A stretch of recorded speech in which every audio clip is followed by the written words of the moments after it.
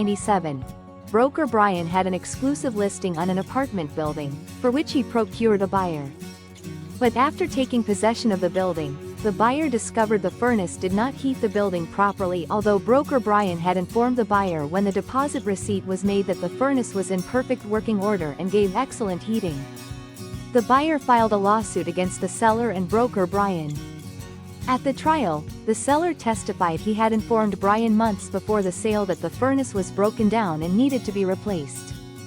The persons liable to the buyer for the non-working furnace: A. Both the broker and seller. B. Only the broker. C. Only the seller.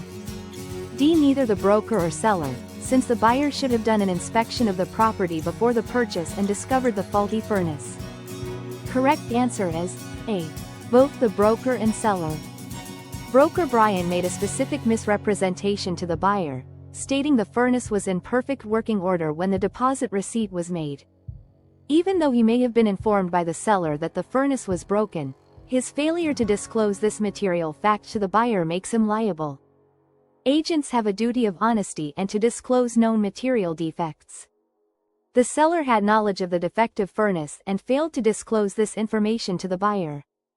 Sellers have a legal duty to disclose known material defects that affect the value or desirability of the property. Their failure to do so makes them liable to the buyer. While a buyer has the opportunity to inspect a property, this does not absolve the seller and their agent from the duty to disclose known material defects truthfully. The buyer is entitled to rely on the representations made by the seller's agent. The as-is nature of a sale, if applicable, typically doesn't negate the duty to disclose known defects.